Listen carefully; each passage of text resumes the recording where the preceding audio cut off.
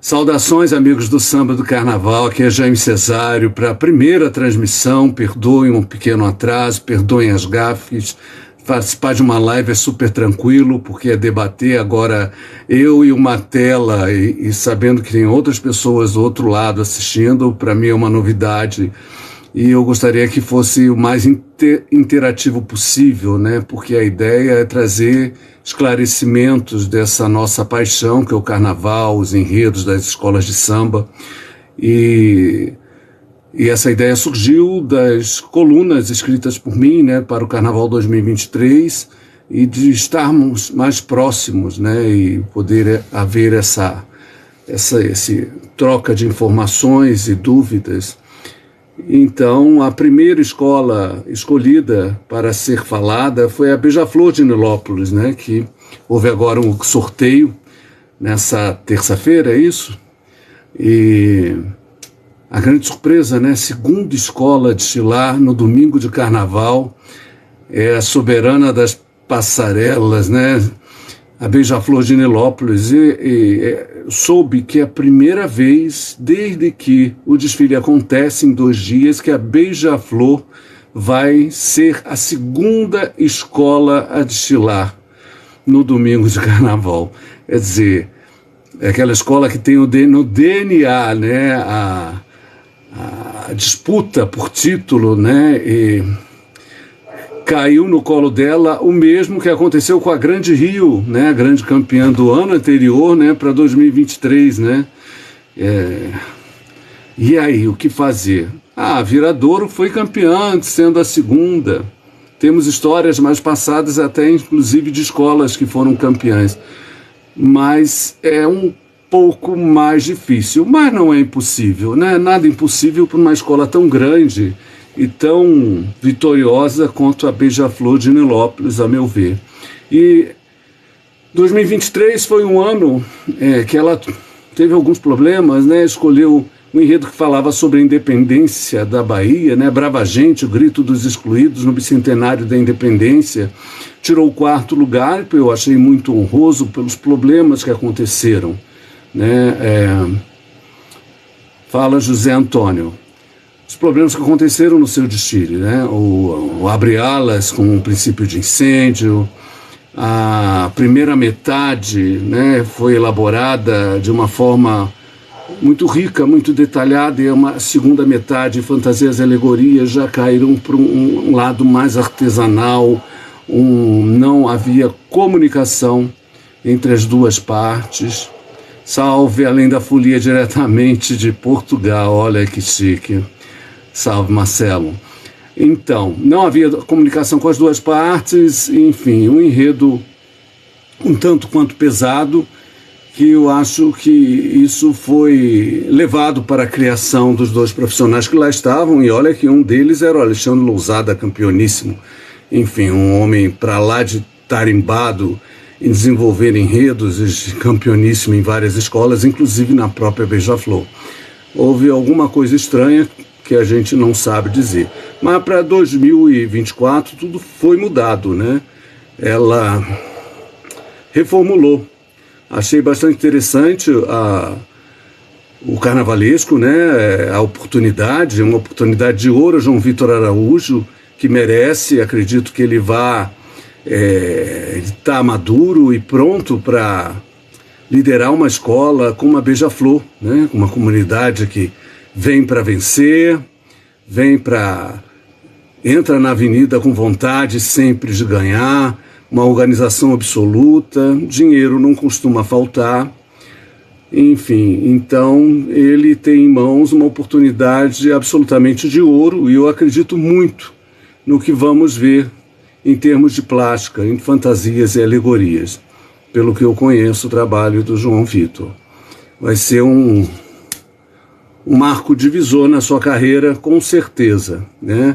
A única coisa lamentável é a segunda posição, que é um desafio, mas desafios faz parte da nossa vida, né?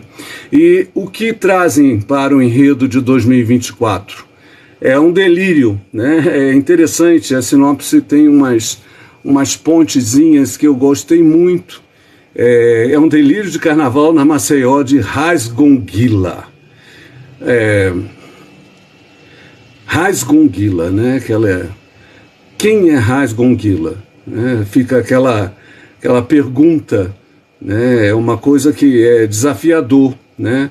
Na realidade é um enredo que é festivo, né? É um enredo de festa, de comemoração, traz um personagem absolutamente desconhecido para o conhecimento de todos, que é o Benedito dos Santos, vulgo Rasgongila, né? Que vamos conversar e vamos entender quem foi Rasgongila.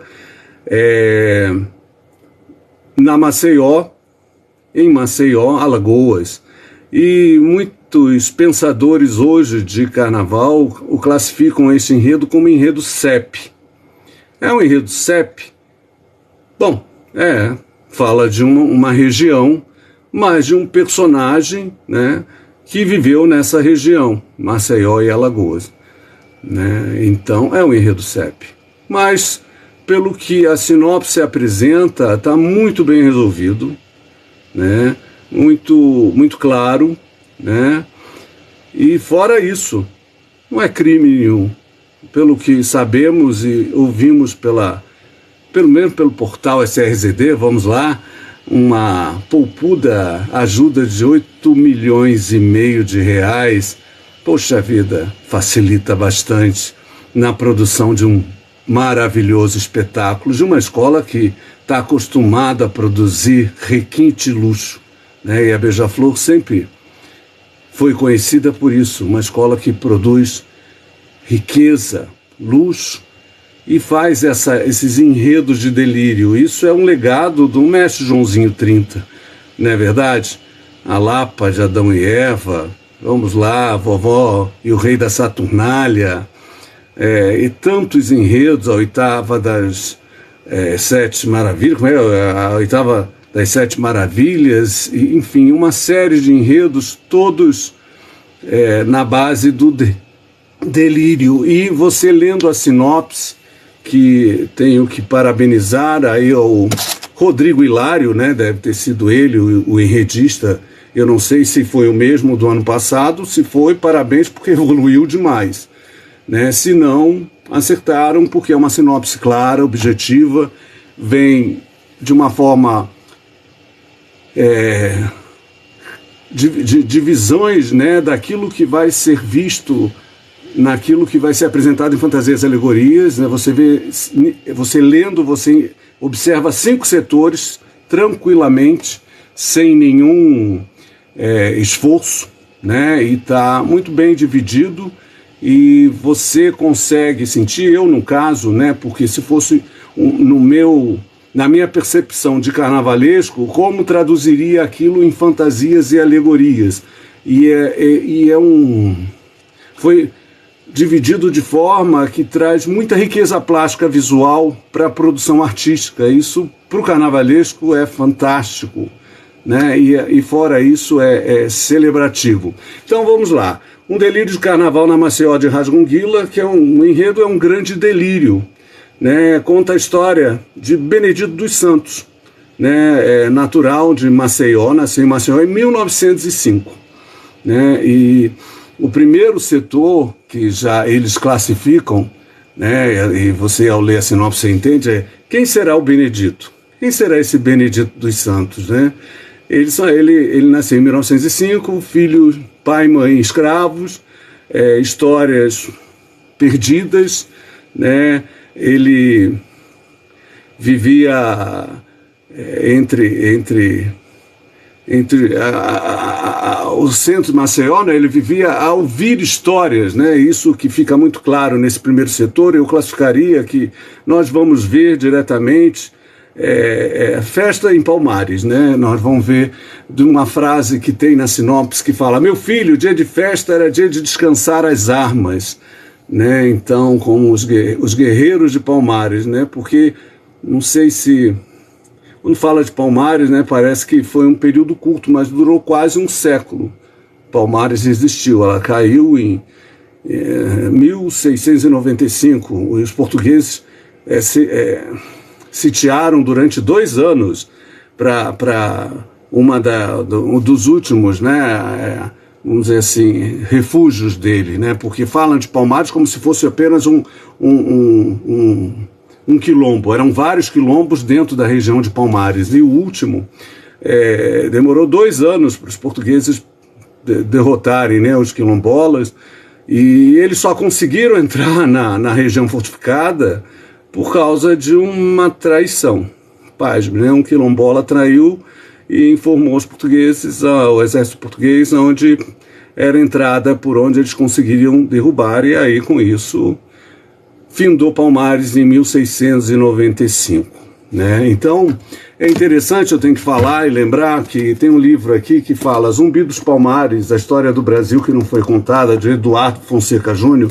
É um livro de um enredo que eu fiz em 2003 na Capixosa de Pilares, que é um livro interessante para quem gosta de ler, entender, né, e conhecer e ter conhecimento sobre a respeito, né, que muita coisa é mal contada, né, na nossa história, infelizmente. Então, em Palmares, a gente entende que tinha de tudo, né? Não tinha só negros africanos fugidos da escravidão. Tinham índios, tinham judeus, tinham portugueses, tinham espanhóis, tudo que era. Eles aceitavam todos que eram contra ao governo português, entendeu? Então, que queriam estar livres disso. Então, esse livro conta muita coisa interessante e fala também das festas de Palmares, dos momentos religiosos também, enfim. E vamos voltar ao enredo. Quem será o Benedito? Então, vai dar pincelada nesse menino que nasceu em 1905 e nas histórias que ouvia do seu pai e de sua mãe sobre os quilombolas de Palmares, mas, pelo que ele fala, vai começar, né, o enredo da Beija-Flor com uma grande festa, com suas raízes nos cultos africanos e os saberes indígenas. Esse primeiro momento do enredo da Beija-Flor é dedicado especialmente a isso, a uma grande festa em Palmares, nas raízes africanas e indígenas daqueles que lá viveram. Isso que nós vamos ver nesse primeiro momento, que acho bastante interessante e adequado a esse sistema político. E hoje, né, o que está em alta nos enredos da escola de samba são enredos que valorizam ou o povo preto ou os povos primordiais, né, os indígenas. Né? Então, isso que está na crista da onda em termos de enredo. Ele começa com essa valorização, mas não adianta trazer, isso eu acho interessante nessa tocada do enredo da Beija-Flor, que ele não começa com tristeza, né, com luta, com guerra. Não, tá aqui, meu filho, dia de festa era dia de descansar as armas, um povo que brinca sem perder a fé nas suas raízes. Então, isso está dito na sinopse. Então vamos ver um começo bastante para cima, com uma grande festa quilombola indígena na Sapucaí. Né? Interessante isso. Isso é o que parece ser o primeiro momento, se você lê com atenção a sinopse da Beija-Flor. O segundo setor é ele que manda na folia de Maceió. Então aí já vai falar dele e do menino Benedito, né? Ele aí nesse momento fala que antes do Benedito nascer, Maceió tinha uma região central de Maceió. Isso é muito interessante, eu procurei, pesquisei, mas eu sinceramente não consegui achar maiores informações, inclusive para ilustrar para vocês, que era conhecida como Maceió Abissínia. A Abissínia é uma região da África do Norte, né, que hoje é a Etiópia, né, a Maceió Abissínia. É uma coisa a pesquisar, mais que essas informações devem ter sido dadas por historiadores da cultura alagoana, né, da Secretaria de Cultura, então não tenho o que questionar. Que era um pedaço da África, no centro de Alagoas, onde os moleques viviam ali brincando, naquela época dele criança, a moda era rodar peão, jogar peão, né? Aquela coisa, eu não sei se pegaram a turma aí da época da internet, mas eu lembro ainda vagamente era um peão de madeira com uma ponta que parecia um prego, que você enrolava um barbante e e jogava, né? Realmente era bem difícil. Eu vou dizer a vocês que eu até tentei uma época, mas eu desisti. E ele, pelo visto, era a mesma coisa, ele não conseguia fazer o peão rodar. E quando o peão não rodava, diziam que você tinha sido gongado, né? Gonga, uma gonga. Então ele era sempre gongado, né? Entendo por isso. E daí veio o apelido Gonguilha, né? Gonguila, né? De não conseguir fazer o peão rodar, né? Enfim. E isso vai ser mostrado nesse segundo setor, né? E vamos mostrar que ele também é um devotado súdito de Momo, né? Ele nasceu em 1905 e eu fui fazer essa pesquisa na secretaria lá de Alagoas e Maceió sobre o bloco, né, o Cavaleiro dos Montes, um bloco carnavalesco, e está lá, né, pesquisado, Benedito dos Santos, o fundador, em 1923. Gente, ele fundou esse bloco com 18 anos. Ele é um apaixonado por carnaval, entendeu? E na realidade, aí fala um bloco, o que esse bloco tocava? Não era samba, gente. Na realidade, o que predominava nas músicas era o frevo, né, de Pernambuco. A influência pernambucana era muito grande. Então, e vai mostrar nesse setor tudo isso, né? E também um carnaval que fervia do sábado de Zé Pereira até a quarta-feira de cinzas. Esse é um momento que é mais diretamente, fala mais diretamente do homenageado, né? E também é uma coisa engraçada, né? Ele explica o surgimento do Gonguilha e depois da fundação do bloco, né? Cavaleiro dos Montes, que ele era o líder, e depois vai a história do Raiz, né? Que ele adiciona ao seu como primeiro nome para virar Raiz Gonguila. Em 1930, isso ele ouviu pelo rádio, né, coroado, né, o Rastafari Makonnen, que é o nome dele, né, antes de se tornar o imperador da Etiópia, né, que aí se torna Haile Selassie, né, o Rastafari é príncipe respeitado, então Raiz é príncipe.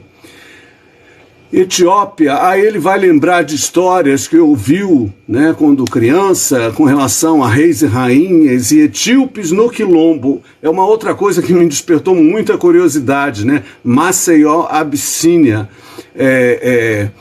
etíopes no Quilombo, porque a Etiópia é lá no norte da África, né? E assim, é um lugar que, se você vê na geografia africana, não é uma região da onde vieram escravos para o Brasil, que é a costa da Guiné, que vai descendo até ali o Congo, que é Angola, e chega a Moçambique, né, lá do outro lado, o Oceano Índico. Mas não lá de cima da África, mas, pelo visto, vieram, né, escravizados etíopes. É uma coisa bastante interessante e merece ser falada, pesquisada, inclusive pela Beija-Flor, pelos historiadores. Acho que deveria ser trazido, porque eu nunca tinha ouvido, e se você pesquisar, você não acha. Esse livro mesmo que eu me baseio em Enredo 2003 da Caprichosos, não havia nenhuma citação a respeito, mas tá aí. Então ele ouve essa notícia, fica fascinado, ele lembra, né, dá aquela piração, porque quem gosta de carnaval adora uma boa viajada na maionese, né? Então, na realidade, ele lembra que sua mãe e seu pai falaram com relação a reis e rainhas e a leis, e aí ele já se intitula que também fazia parte, é descendente desses etíopes do Quilombo, né? E puxa para o Raiz, para primeiro nome do Gonguila. Aí ele se torna Raiz Gonguila, porque ele se diz descendente direto da família real etíope, né? Inclusive o Rastafari, na realidade, é um primo distante dele, né? Porque, enfim, é uma viagem, um surto, é um delírio e é uma coisa interessante. É a Beija-Flor voltando a delirar no carnaval, né?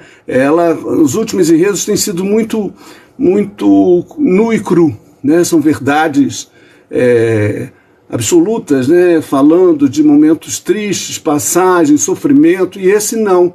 Esse é um delírio. Tem momentos que eu vou trazer e pincelar aqui nesses setores que ele faz ponte ao mestre João 30. Isso é muito legal, né? Com frases que lembram sambas de 77, outro de 79. Isso é muito interessante, né? É conversar com sua história. E a Beija-Flor é isso, né? Fora isso, é puro delírio. Então, esse seria o segundo setor. Estou falando muito, né? Mas é o segundo setor. Vai mostrar o surgimento do nome, a Maceió, né? Dos grandes carnavais, né, fervendo aí de sábado de Zé Pereira até o domingo, a quarta-feira de cinzas, e a coroação e a ideia de puxar esse nome Rasgonguila. E aí ele tem, segundo a sinopse, um surto psicótico, olha, profetizou que um dia haveria um encontro de realeza na Maceió, né, seria a realeza de Maceió, a realeza etíope e uma corte azul e branco maravilhosa e soberana. Imagina, né? Isso aí é um delírio carnavalesco. A licença poética permite, por favor, temos aí a referência do mestre Joãozinho 30, e ele profetiza isso. E é isso que nós vamos ver a seguir, a partir do terceiro setor do enredo da Beija-Flor, que são, se vocês perceberem, são setores muito ricos, de informações e de plástica, né? E são setores festivos, né? O primeiro é festa no Quilombo, o segundo é Carnaval de Maceió, né? De 1930, né? E o terceiro setor já entra nessa profecia, é o imperador de estandarte na mão, né? Falará da família imperial da Etiópia. Aí já começa, não sei aí se o João vai até tão longe assim, descendente direto da rainha de Sabá e do rei Salomão, né? Porque, segundo arqueólogos e historiadores, o reino de Sabá poderia ter sido localizado na região hoje, que era a Abissínia e hoje Etiópia. Pode também ser no Iêmen, segundo informações, mas não tem definido ainda certo onde era o reino de Sabá. E eles se sentem, né? Imagina, se o outro, por história, já se tornou primo distante do imperador da Etiópia, imagina os etíopes, né? Se assumem essa condição de herdeiros, né? Diretos da rainha de Sabá e do rei Salomão. Isso aí é absolutamente normal. E vai mostrar exatamente isso, vai falar da festa de coroação, né? Desse imperador africano, né? Que é o Rastafari. Gente, eu não sei se vocês se tocarem, Rastafari, né? É o Rastafari, né? O movimento, esse movimento cultural religioso que surgiu na Jamaica, né? De nome Rastafari, eles tiram desses primeiros dois nomes, né? Daquele que vem se tornar o último imperador da Etiópia, né? Isso não tem nada a ver com enredo, mas é bom se tocar, porque o Rastafari diz, né, na sua doutrina, lá no seu movimento, que o Haile Selassie, que é o nome que ele vai assumir como imperador da Etiópia, é a personificação de Deus vivo na Terra, né? Então, tem uma ponte também com a Jamaica, se quisessem fazer uma viagem, mas já está bom de viagem aqui, é só um esclarecimento para vocês. Então, nesse setor 3, vai falar dessa descendência de rainha de Sabá com o rei Salomão, vai mostrar a festa de coroação do Rastafari se tornando Haile Selassie I, o último imperador, que vai de 1930 a 1974, enfim. Ele é um homem que ganha notoriedade porque ele combate a colonização europeia, ele entra em guerra com a Itália, inclusive na Segunda Guerra, e isso traz uma notoriedade muito grande para ele, né? Se rebela contra os europeus, né? Em guerra mesmo, briga e feia. Mas vamos voltar. Então vai mostrar a festa. Aí ele cita duas cidades chamadas, uma Lilibela, que é da Etiópia, onde Jesus e Maria são pretos, e outra cidade chamada Gondar, que tem um festival chamado Tinkat, que é um festival de panos coloridos, multicor. Quer dizer, ele deve trazer isso tudo neste setor. É tanta informação para um setor só, né? Porque esse setor é quase um enredo inteiro, né? Mas vamos lá, é por isso que eu estou falando, é um enredo bastante rico da forma que foi desenvolvida.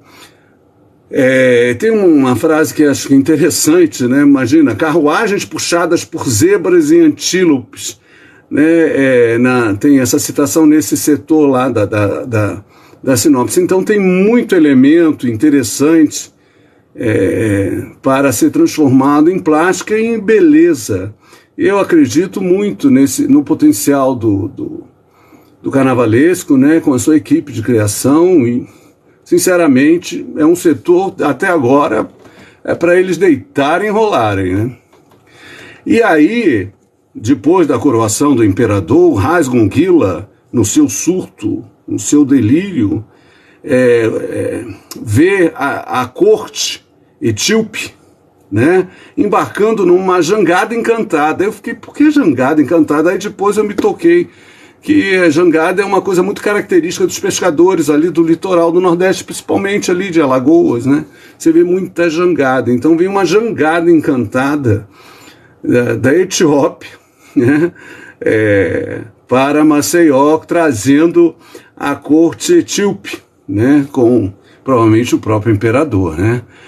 O quarto setor é o quarto setor do delírio, né, da corte azul e branca que ele profetiza que vai estar presente na Maceió, que é de sangue azul nilopolitano. Então, ele convida o povo da Mirandela a participar da festa, né? Então, da própria Beija-Flor, da sua história, né, das suas raízes, né, de reis e rainhas, e é exatamente aí que há algumas citações de sambas antigos enredos do nosso querido João 30, como caiu dos olhos de nossos ancestrais uma lágrima de saudade, lembrando o velho tempo que passou.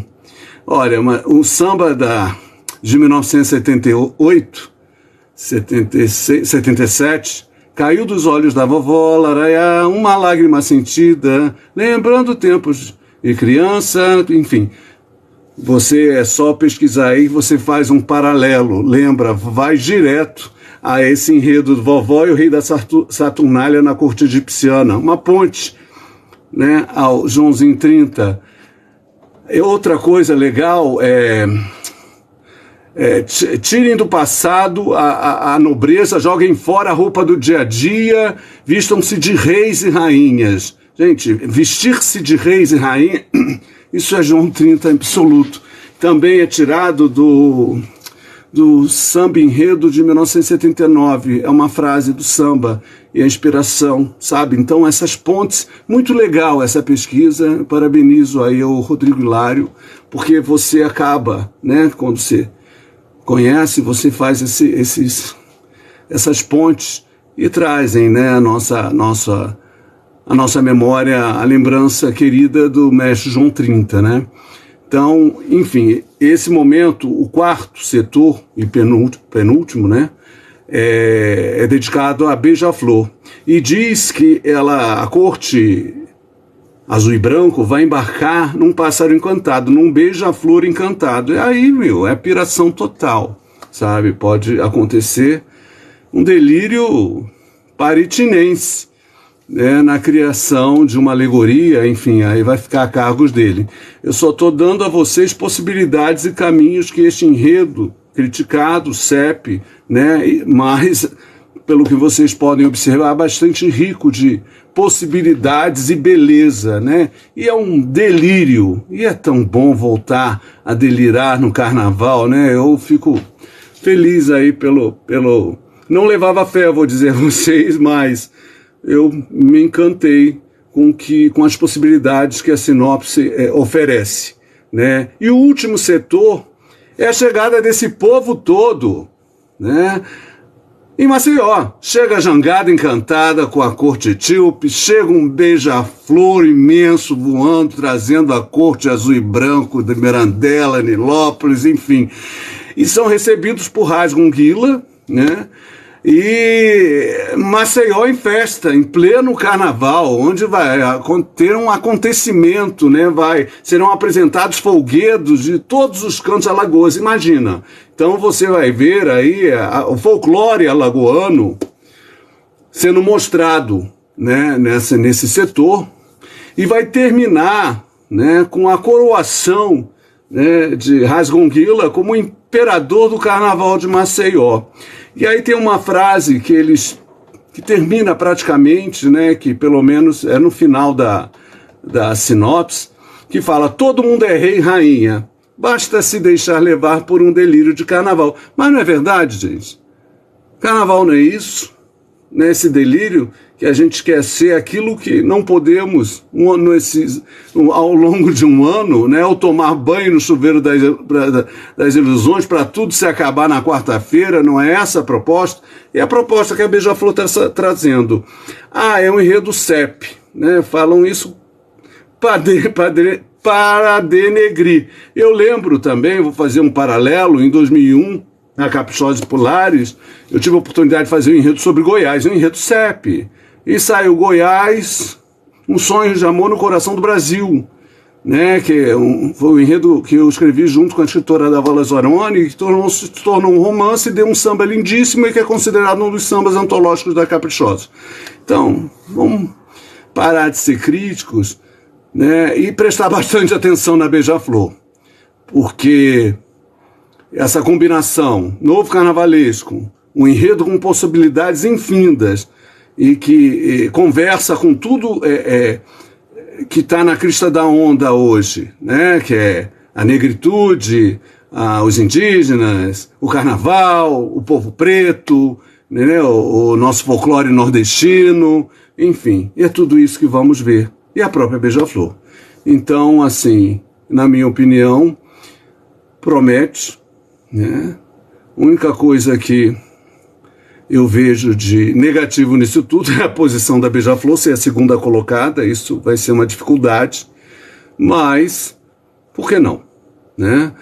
Aí agora deverá ter um belo samba, deverá com certeza vir um grande samba da Beija-Flor, e muito bem vestida em fantasias e ricamente em alegorias. Então, segura a Beija-Flor aí. Vamos aguardar com expectativa no domingo de carnaval, na segunda escola. É isso que eu tenho a falar desse enredo. Parabenizo, né, a escola aí pela sinopse, que é clara, objetiva, dá conta de tudo, faz a gente entender bem, né, aquilo que pode ser, dá caminhos ótimos para o carnavalesco e possibilitam um grande trabalho na avenida, né? Se com dificuldades ela foi a quarta colocada, o que pode gerar 2024? Vamos aguardar para ver. Espero que vocês tenham gostado, meus amigos. Falo um pouquinho demais, deixa eu ver o horário. 40 minutos, né? Tem dúvidas? Alguém com dúvidas? Não sei. Rodrigo, a produção tá por aí, se alguém tiver alguma pergunta, mas eu achei tudo tão claro, né, que até algum não entendimento, por favor, vocês podem interagir comigo, a ideia é essa, por isso que eu estou aqui, né, falando com vocês. E também já deixar agora para a próxima quinta-feira, vamos falar da nossa querida Porto da Pedra, retornando ao grupo especial com Mauro Quintais, né? Vamos comentar aí o enredo da escola para 2024, que o Tigre está aprontando, né, em termos de sinopse e plástica e visual, possibilidades, né? Vamos tentar absorver, né, dentro da sinopse apresentada pelo carnavalesco e pelo historiador enredista. Essa é a nossa próxima etapa. Tem uma pergunta aqui. Carlos de Niterói: chances da Beija-Flor diminuíram por ser a segunda a desfilar? Olha, Não sei. A Beija-Flor é uma escola que tem no seu DNA a vitória, né? Traz, dá uma guinada radical que, como eu falei, comentei, em termos de enredo, porque estavam trazendo uns enredos muito nu e crus, né? Muitos problemas que acontecem realmente, né? Então, enredos pesados. Agora traz um enredo sobre festa, festivo, um delírio carnavalesco, já diz o título. Tá aí muito olha, comunidade é ultra guerreira, canta de forma absoluta. Carnavalesco é a expectativa, né, João Vitor? Que os deuses do carnaval inspirem e nos tragam e nos brinde com belezas e fantasias e alegorias, né? Segura a Beija-Flor, né? Vamos ver o que... Aí vai ter que ser uma competição. Diminuir um pouco, sim, né? Mas é a Beija-Flor e a gente tem que respeitar. Mais alguma? João Alberto de Recife. Muito luxo atrapalha, Jaime? Não atrapalha. Imagina. Eu acho que o luxo, quando é permitido, não atrapalha, né? As fantasias do quilombo vão ser em ouro e prata? Não, vão ser ricamente, mas na temática africana, né? Então, assim, muito pano, muita palha, muito tudo, muita pena, muito tudo. E há essa possibilidade, não atrapalha. E outra coisa, João, a gente vai para a avenida querendo ser rei e rainha. Eu sou partidário, eu levanto a bandeira do mestre João 30, né? Quem gosta de miséria é intelectual, e tudo bem que tem intelectual bastante agora no carnaval, mas vamos lá, vamos Beija-Flor, vamos enlouquecer a Sapucaí. Não atrapalha não, ao meu ver não. Ana Maria de Bauru, que chique. Quais as soluções visuais para um tema nordestino novamente?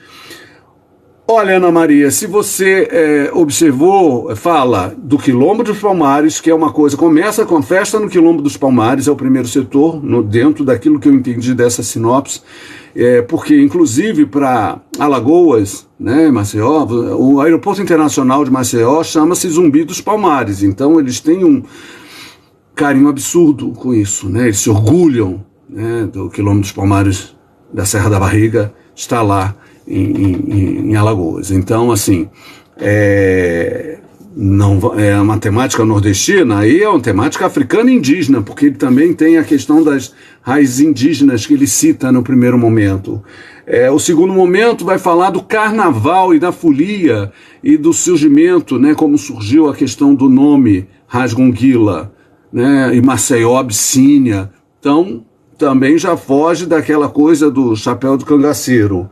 O terceiro setor, imagina, é a coroação e do Haile Selassie, o imperador, o último imperador da Etiópia também não tem. Depois vem a Beija-Flor e termina com folclore, sim, de Alagoas, a folclore nordestinos. Então, querida, não atrapalha, vai conseguir, vai passar muito bem em termos de fantasias. A sinopse possibilitou caminhos infindos em termos de fantasia, em termos de plástica requintada, enfim, não vai haver conversa com o enredo campeão desse ano, que é o da Imperatriz, não. É um outro caminho, vamos lá. Júlio César de Campo Grande, Mato Grosso do Sul. O público vai conseguir entender o enredo, Jaime? Vai, porque o público vai ter um samba, né, que vai contar essa história, né, Júlio César? Tem uma sinopse que, se você ler, você não vai ter, não tem, essa sinopse tá bem clara. Tudo bem que tem uns pontozinhos, né, que eu como carnavalesco observo, tenho sensibilidade maior, mas ela, assim, para o público apaixonado em geral, vai entender tranquilamente o que a Beija-Flor quer trazer com esse enredo, E ela mesmo fala, é um delírio. Todo mundo é rei, rainha, basta se deixar levar por um delírio de carnaval. É isso que eu digo para você. O público vai se deixar levar por esse delírio de carnaval? Olha, o público vem pedindo isso já há algum tempo com os desfiles de carnaval. Então, meu querido Júlio, vai entender sim. Mais alguma pergunta que eu deixei passar? Não, acho que não. É isso, produção. Deixa eu ver aqui. Adalto Moreira Costa, de Manaus. Os artistas de Parintins ajudam ou atrapalham? Os artistas de Parintins sempre ajudam, né? Lógico, a festa que acontece agora, nesse fim de semana, é isso?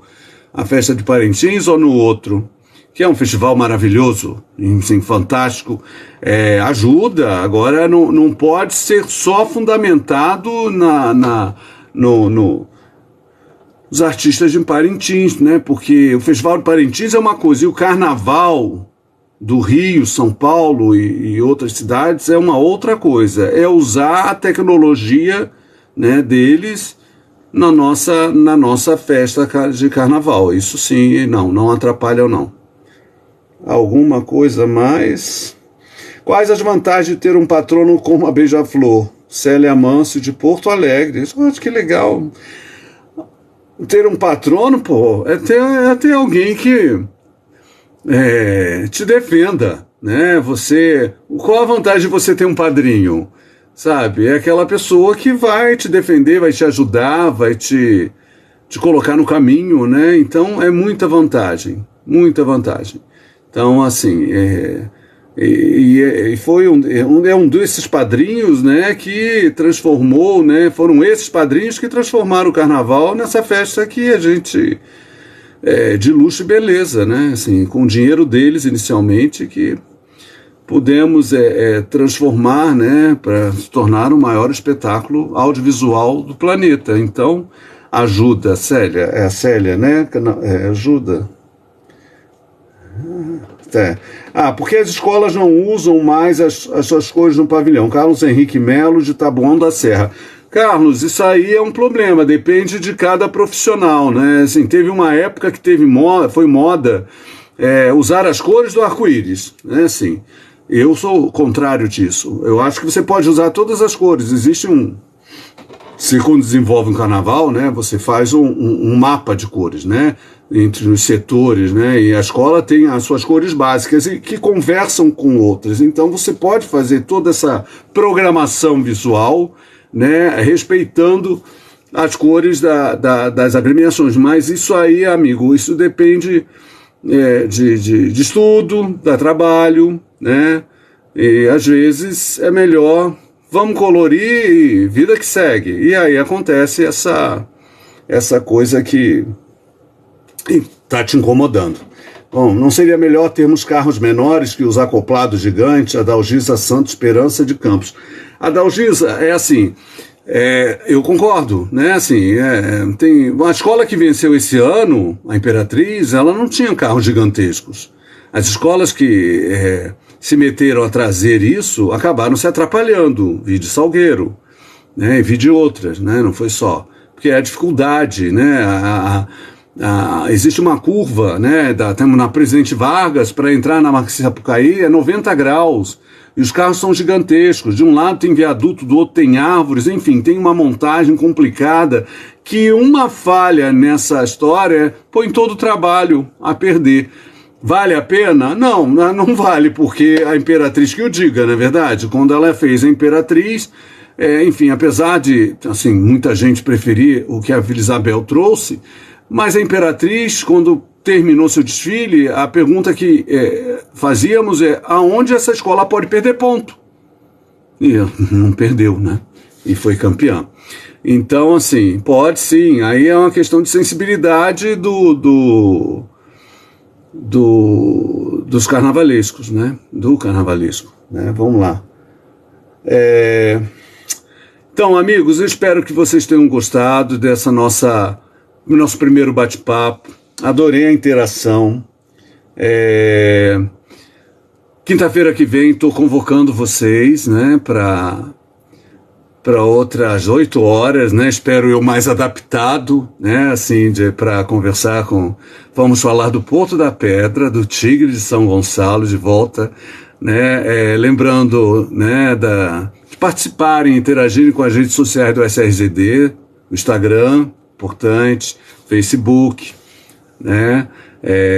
Enfim, a própria, né? Onde é divulgado informação e é celebrado as informações do Carnaval do Rio, de São Paulo, enfim, e tudo mais. Obrigado aí pela interação, pelo carinho. Eu vou esperar todos vocês na quinta-feira que vem às 8 e vamos conversar sobre o Porto da Pedra. Um forte abraço, amigos. E obrigado. Até lá.